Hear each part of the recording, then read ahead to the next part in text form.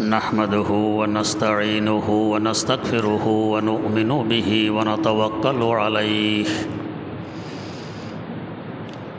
ونعوذ بالله من شرور أنفسنا ومن سيئات أعمالنا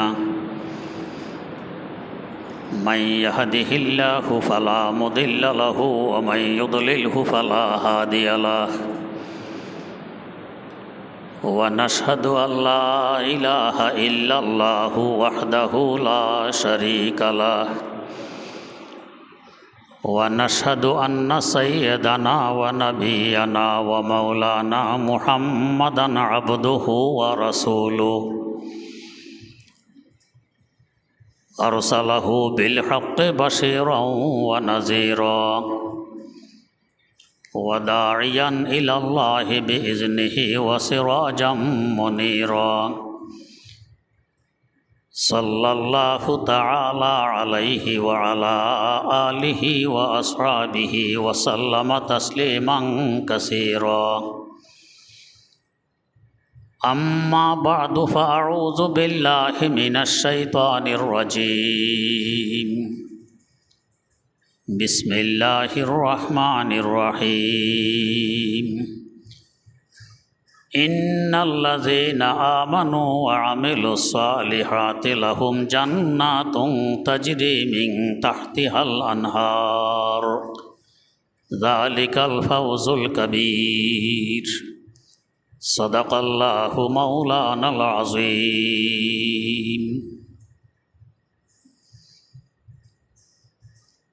গত মজলিসে বলা হয়েছিল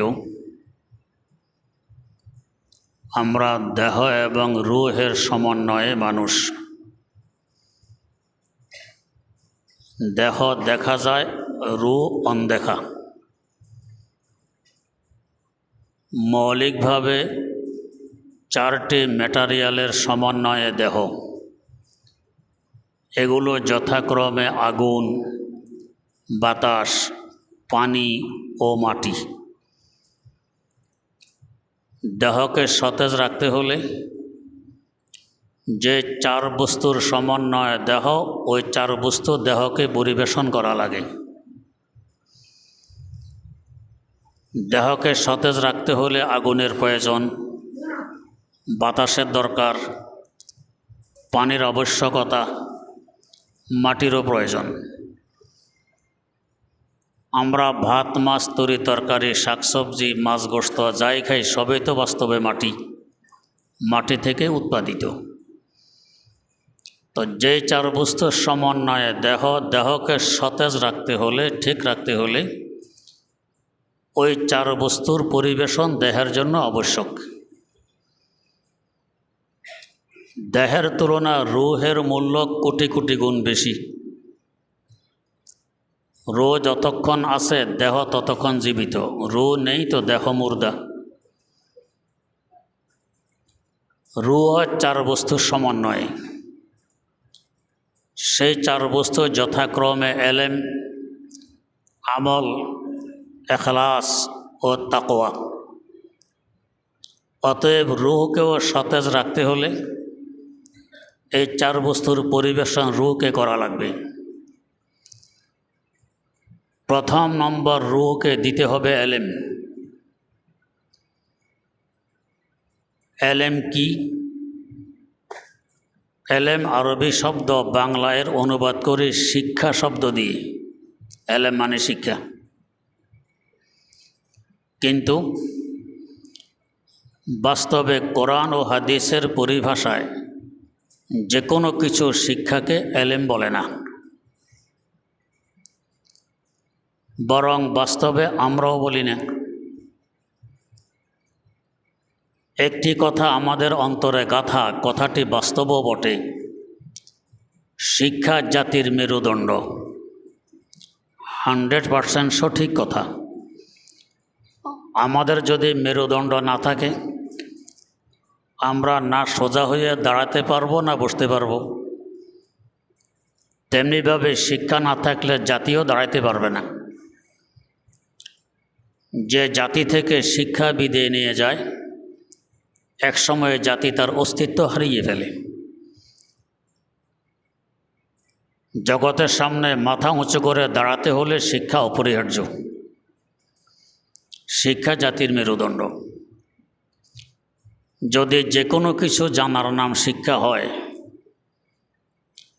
চোর চুরির আগে জেনে নেয় কিভাবে চুরি করলে আমি ধরা পড়ব না, আরেকজনের মাল নিয়ে পালাইতে পারবো। শিক্ষা জাতির মেরুদণ্ড।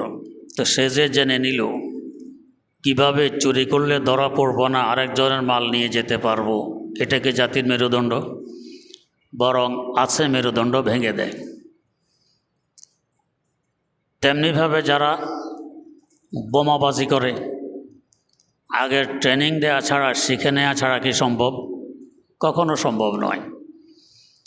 তো বোমা মেরে মানুষ হত্যা করা, মানুষের উপর জুলুম করা, এটাকে জাতির মেরুদণ্ড? বরং আছে মেরুদণ্ড ভেঙে দেয়। এইটাও তো সে আগে শিখে নেয়। ডাকাতির আগে শিখে নেয় কীভাবে ডাকাতি করলে ধরা পড়ব না, আরেকজনকে খুন করে মাল নিয়ে যেতে পারবো। শিক্ষা জাতির মেরুদণ্ড। এই শিক্ষা কি জাতির মেরুদণ্ড? এটা তো আছে মেরুদণ্ড ভেঙে দেয়। বোঝা গেছে সব কিছু জানার নাম শিক্ষা নয়। যদি সব কিছু জানার নাম শিক্ষা হয় তো বলতে হবে মুরগি শুধু শিক্ষিত নয়, অনেক বড় শিক্ষিত মুরগি। কিভাবে? মুরগির নিচে কতগুলো ডিম রেখে মুরগি বসায় রাখলে বাচ্চা ফোটে, 21 দিন পরে বাচ্চা আসে। এই ডিমে বাচ্চা আসে মুরগির দেহের তাপের বিনিময়ে। আপনি যদি ডিমগুলোতে 1, 2, 3 এভাবে অঙ্ক লেখে সিরিয়াল দিয়ে সাজাইয়ে রেখে দেন, আগামীকাল এসে দেখবেন আপনার সিরিয়াল ঠিক নেই। 2-এর জায়গায় 5, 5-এর জায়গায় 3, 3-এর জায়গায় 1, উলট পালট। কে করলো? মুরগি নিজে।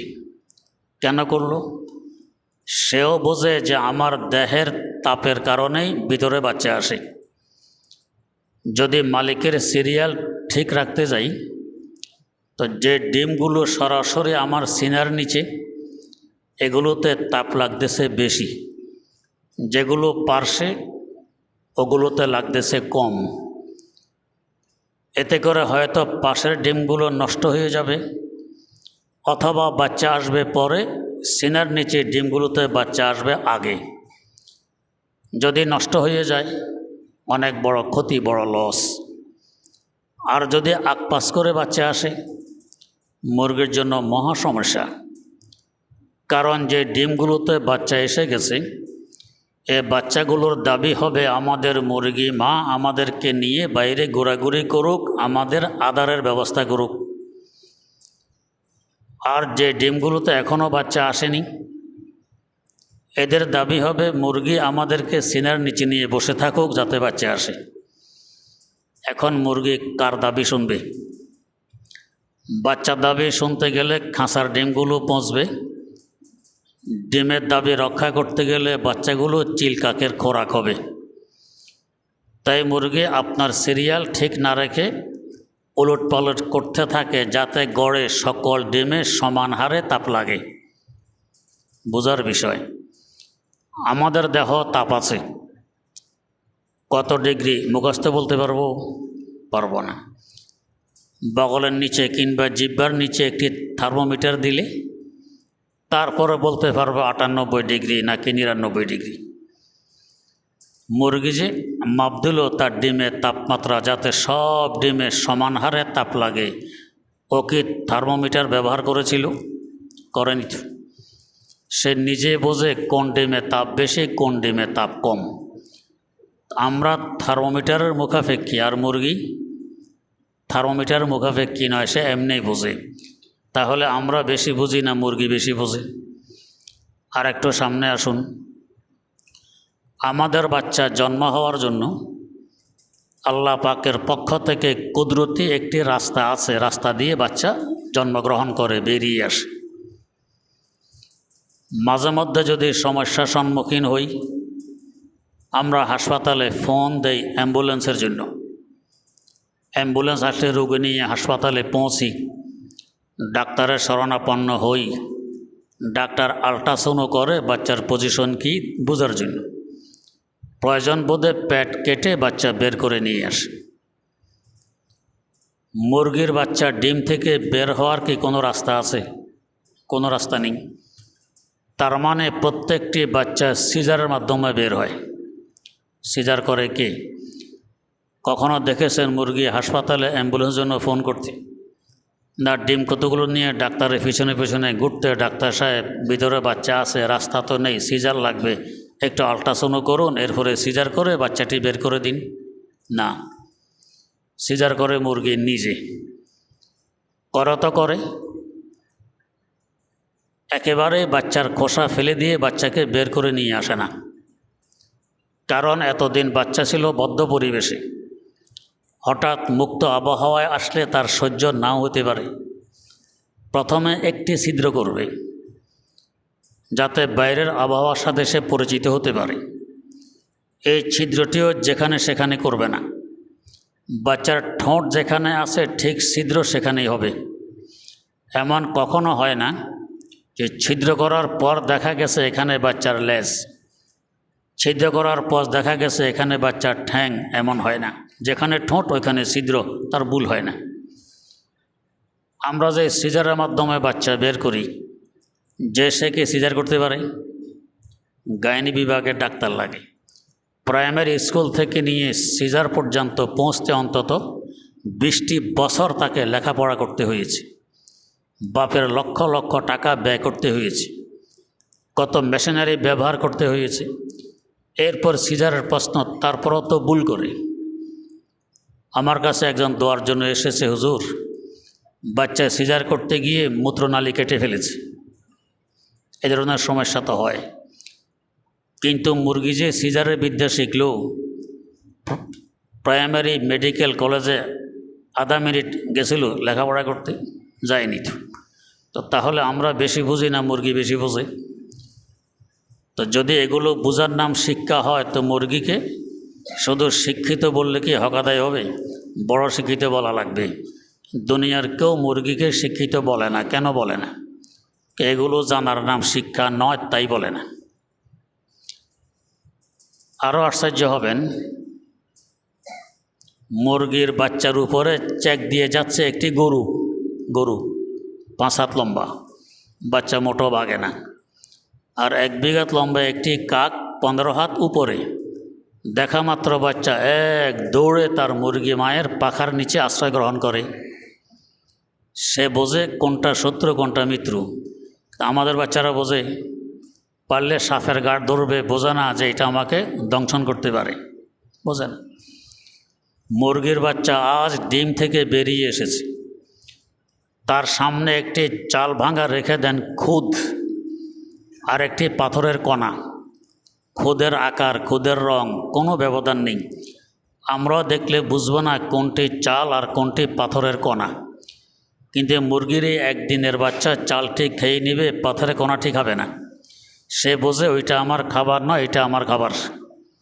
আর আমাদের অবস্থা, বাচ্চার বয়স 2.5 মাস 3 মাস, পায়খানা করেছে, মা আসতে একটু বিলম্ব হয়ে গেছে, এসে দেখে মাশাআল্লাহ অর্ধেক পরিষ্কার হয়ে গেছে। আরও দেরি করলে বাকি অর্ধেকও পরিষ্কার হইতো। কে করে? বাচ্চা নিজে। কিভাবে পরিষ্কার করে? কলার গোড়ায় নিয়ে, পুকুরে ঘাটে নিয়ে ধুয়ে মুছে সে খেয়ে দিয়ে পরিষ্কার করতেছে। সে মনে করতেছে হালুয়া, তার কাছে ভালোই লাগে, খায়। বোঝে না এটা পায়খানা আমার খাবার জিনিস নয়, সে বোঝে না।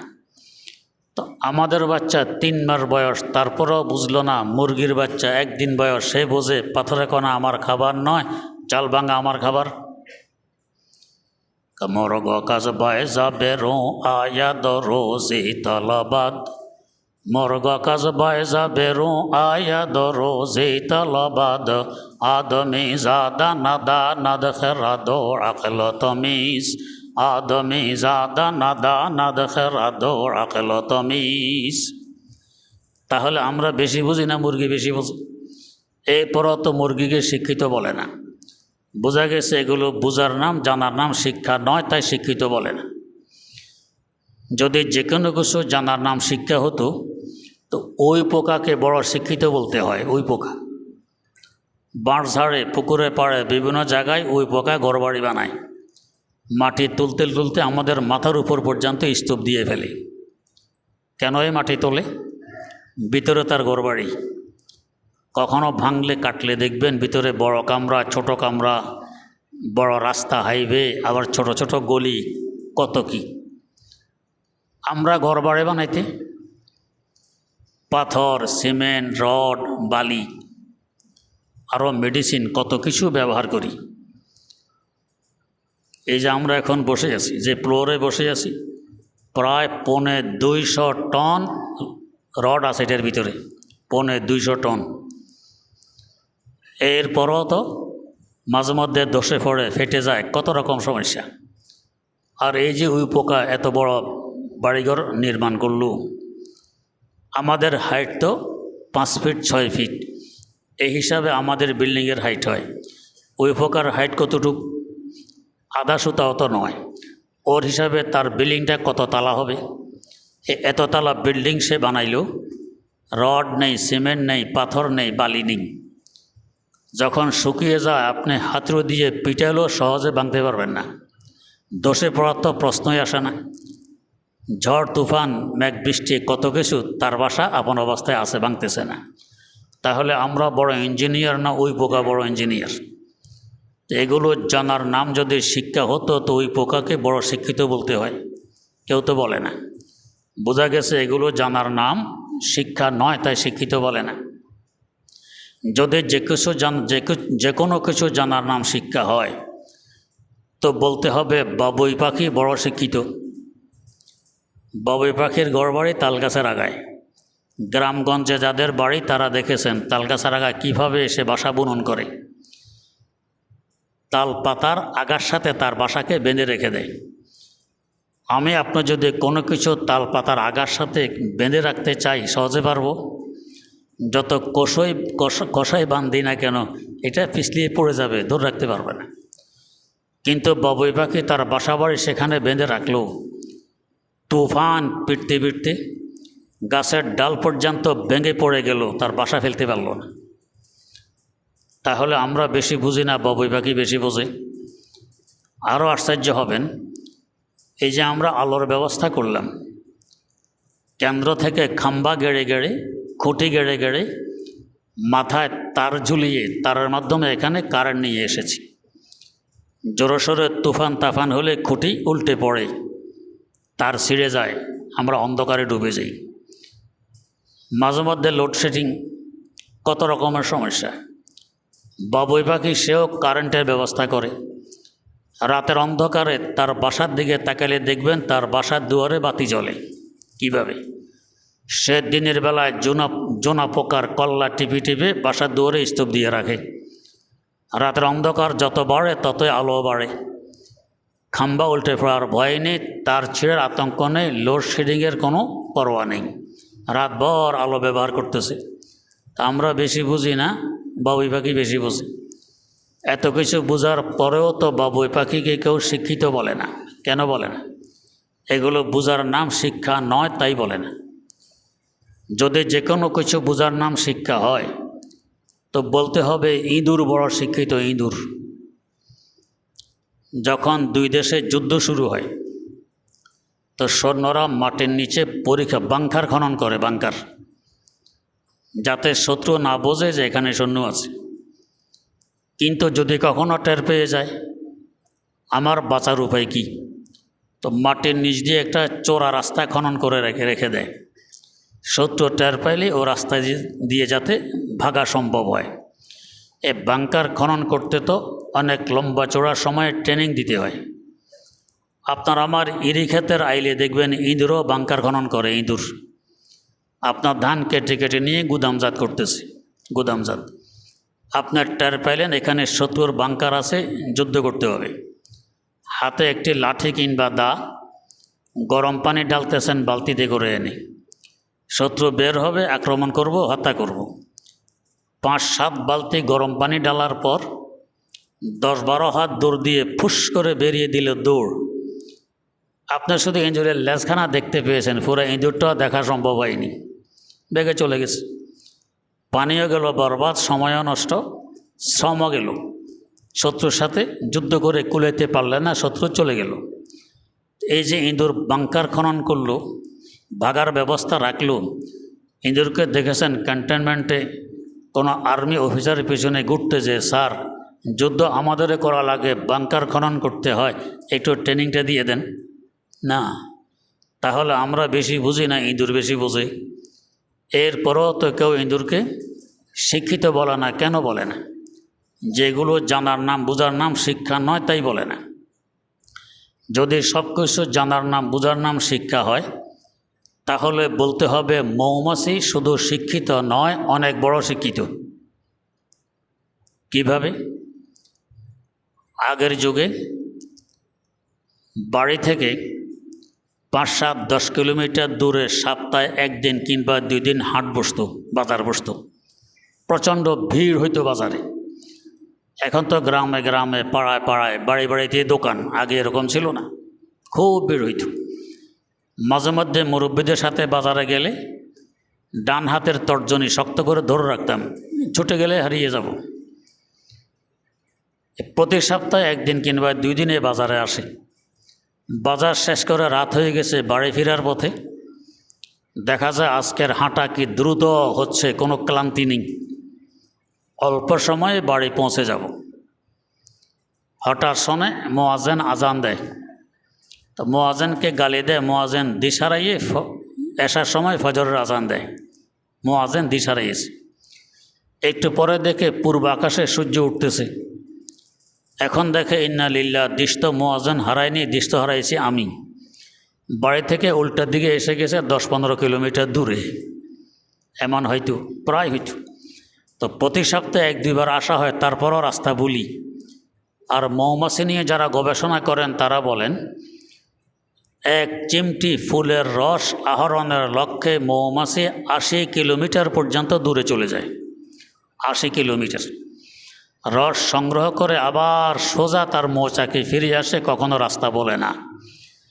তাহলে বিচক্ষণ আমরা বেশি না মৌমাছি বেশি? আল্লাহ পাক বলেন, ওয়া আওহা রাব্বুকা ইলান নাহলি আন ইত্তাখিযি মিনাল জিবালি বুয়ুতা ওয়া মিনাশ শাজারি ওয়া মিম্মা ইয়ারদিসুন সুম্মা কুলি মিন কুল্লি সামারাতি ফাসলুকি সুবুলা রাব্বিকি যুলুলা ইয়াখরুজু মিন বুতুনিহা শারাবুম মুখতালিফুন আলওয়ানুহু ফীহি শিফাউল লিন্নাস ইন্না ফী যালিকা লাআয়াতাল লিকাওমিন ইয়াতাফাক্কারুন। মৌমাছিকে আল্লাহ পাক বুঝাই দিলেন কি? ঘর বাড়ি বাঁধো পাহাড়ের চূড়ায়, গাছের ডালে, মানুষের ঘরের চালে, এভাবে ঘরবাড়ি নির্মাণ করো, মৌচাক বাঁধো। এরপরে রস আহরণের লক্ষ্য আল্লাহর বাতানো রাস্তায় চলতে থাকো, আল্লাহর বাতানো রাস্তায় চলতে থাকো। সেই বাতানো রাস্তায় চলে 80 কিলোমিটার পর্যন্ত দূরে যায়, আবার ফিরে আসে, রাস্তা বলে না। আমরা রাস্তা বলি। তাহলে বিচক্ষণতা আমাদের বেশি না মৌমাছির বেশি? আমরা ঘর বাড়ি নির্মাণ করি কয় কামরা? 5, 7, 10, 15 নয় 20 কামরা হবে। এরপরও যদি ইঞ্জিনিয়ারকে, মিস্ত্রিকে বলা হয় প্রত্যেক কামরা এক মাপের হবে, কোনো ব্যবধান যাতে না থাকে। নির্মাণের পর মাপ দিয়ে দেখবেন এটা 1/2 ইঞ্চি বড়, এটা 500 ছোট, ইত্যাদি ইত্যাদি, অ্যাকুরেট কখনো হয় না। মৌমাছি হাজার হাজার কামরাওয়ালা বাড়িঘর নির্মাণ করে তার মৌচাক। তাফসিরে কিতাবে আছে, আপনি মাপ দিয়ে দেখবেন চুল পরিমাণ বেশ কম হবে না, সব বাড়িঘর এক সমান, সব কামরা এক সমান। আমাদের এক কামরায় 5-7 জন বাচ্চাকেও আমরা শুইতে দিই। মৌমাছির তার বাচ্চার মূল্যায়ন কত? প্রত্যেক বাচ্চার জন্য এক একটি কামরা বরাদ্দ, এক কামরা 2 বাচ্চা থাকবে না। তাহলে বড় ইঞ্জিনিয়ার কে? আমরা বস্তা ঝুলাই কোটের সাথে, গাছের ডালে ইত্যাদিতে। মাঝে মধ্যে ইঁদুর রশি কেটে দেয়, মাঝে মধ্যে এমন ছিঁড়ে পড়ে। আর মৌমাছি যে বস্তা ঝুলাইলো গাছের ডালে, তার মৌচাক, 1-1.5 মণ পর্যন্ত মধু সহকারে তার ওজন হয়। জীবনে কোনো দিন ছিঁড়ে পড়ল না, ইন্দ্র কেটে ফেলার সাহস পাইল না। তাহলে আমরা বেশি বুঝি না মৌমাছি বেশি বুঝি? আরও আশ্চর্য হবেন, আমরা খাবার প্রস্তুত করি, ওষুধ বানাই, ওষুধ। সাধারণত আমাদের এক ওষুধ এক রোগের চিকিৎসা হয়। মাঝে মধ্যে কিছু ওষুধ আছে একাধিক রোগের চিকিৎসা হয়, খুব কম। মৌমাছি যে ওষুধ বানাইল যাকে মধু বলা হয়, আল্লাহ রাব্বুল আলামিন বলেন ফিহে শিফাউল লিন্নাস, এক রোগ নয়, মদ ব্যতীত সকল রোগের চিকিৎসা। তাহলে তার ওষুধটা কেমন দামি! আরও আশ্চর্য হবেন, আমরা খাবার কিংবা ঔষধ নষ্ট না হওয়ার জন্য ফরমালিন ব্যবহার করি, অ্যালকোহল ব্যবহার করি, স্পিরিট ব্যবহার করি যাতে নষ্ট না হয়। তারপরও খাবারের প্যাকেটে ওষুধের গায়ে লিখে রাখতে হয় একটি ডেট, এর আগে আগে ব্যবহারযোগ্য, ডেট ওভার হয়ে গেলে আর ব্যবহার করা যাবে না। তো মৌমাছি যে ওষুধ বানাইল মধু, যদি আপনি পরিষ্কার পাত্রে সংরক্ষণ করে রেখে দিতে পারেন, পাত্রের কোনো সমস্যা না থাকলে কিয়ামত পর্যন্ত মধু নষ্ট হবে না, বরং যত পুরানো হবে তার উপকারিতা ততই বাড়তে থাকবে। তাহলে বলেন আমরা বেশি বুঝি না মৌমাছি বেশি বোঝে? এরপরও তো মৌমাছিকে কেউ বড় শিক্ষিত বলে না, শিক্ষিত বলে না। কেন? এগুলো জানার নাম, বুঝার নাম শিক্ষা নয়, এই জন্য শিক্ষিত বলে না। তাহলে কি জানার নাম শিক্ষা, কি বুঝার নাম শিক্ষা? বুখারী শরীফে একটি অধ্যায় আছে, শিক্ষা অধ্যায়, কিতাবুল এলেম। এই অধ্যায়ের বিভিন্ন ব্যাখ্যা গ্রন্থ খুলে দেখুন। শিক্ষা বলা হয় ওই জানাকে, ওই বুঝাকে, ওই শিক্ষাকে যে জানা বুঝায় কোনো প্রকারের ভুল নেই, ত্রুটি নেই, পদস্খলন নেই, মিথ্যা নেই, ধোঁকা নেই, প্রতারণা নেই, এবং নির্ভেজাল জানাকে বলে শিক্ষা। এমন নির্ভেজাল জানা কোনটা, কোন মাধ্যমে শিখলে নির্ভেজাল হয়, মিথ্যা থাকে না, ধোঁকা থাকে না, পদস্খলন ঘটে না, প্রতারণা থাকে না, এটা কিসের মাধ্যমে শিক্ষা? এটা একমাত্র ওহির মাধ্যমে শিক্ষা। আল্লাহ পাক হজরত জিবরিল আমিন আলাইহিস সালামের মাধ্যমে ওহি পাঠান নবীদের কাছে। এই শিক্ষার মধ্যে কোনো ভেজাল নেই, মিথ্যা নেই, ধোঁকা নেই, প্রতারণা নেই, পদস্খলন নেই। তাই তো আমাদের ওহি সম্বলিত কিতাব কোরআনে কারিমের শুরুতে লেখা যালিকাল কিতাবু লা রাইবা ফীহ, এটি এমন একটি কিতাব যার মধ্যে সন্দেহের কোনো অবকাশ নেই। এই সন্দেহমুক্ত, ভুলমুক্ত, ত্রুটিমুক্ত, পদস্খলনমুক্ত, ধোঁকামুক্ত, প্রতারণামুক্ত শিক্ষাকে বলা হয় এলেম। তো রুকে পরিবেশন করা লাগবে এলেম, তবে রু সতেজ থাকবে, জিন্দা থাকবে। সে এলেম মানে কোরআন এবং সুন্নাহর শিক্ষা। কোরআন হাদিস শিক্ষা দিলে রু সতেজ থাকে। যদি এই যে শিক্ষা না দেওয়া হয় তো রু আস্তে আস্তে মারা যায়। অনেক সময় দেখবেন গাছে কলম দেয়া হয়, এক গাছের ডাল কেটে আরেক গাছে জোড়া দেয়। তো যে গাছে জোড়া দেয় গাছটা যদি মুর্দা থাকে এই কলম টিকবে? টিকবে না, সেইটাও জিন্দা থাকা লাগে। তো জিন্দা গাছের সাথে আরেক গাছের ডাল কেটে এনে কলম দিলে এটা ফল আসে, এটা টিকে। তো ঠিক এরকম যে জিন্দা এলেমওয়ালা, তার সাথে যদি কলম লাগানো হয় যার এলেম নেই তার, সে যোগাযোগ রাখে, একসাথে চলাফেরা করে, পরামর্শ নিয়ে চলে, এর বরকতে হেও জিন্দা হয়। তা বাস্তবে তো জিন্দা এলেমওয়ালা, আর তার সাথে যার এলেম নেই হে যদি কলমের মতো লেগে থাকে তো সেও এর বরকতে জিন্দা হয়ে যায়, তার মধ্যেও ফল দেখা দেয়, তার রুহের প্রভাব বিস্তার করে। আল্লাহ রাব্বুল আলামিন আমাদেরকে সঠিক অর্থে এই এলেম অর্জন করে রুহকে সতেজ রাখার তৌফিক দান করুন। সুবহানাল্লাহি ওয়া বিহামদি, সুবহানাকাল্লাহুম্মা ওয়া বিহামদিক, আশহাদু আল্লা ইলাহা ইল্লা আনতা, আস্তাগফিরুকা ওয়া আতুবু ইলাইক।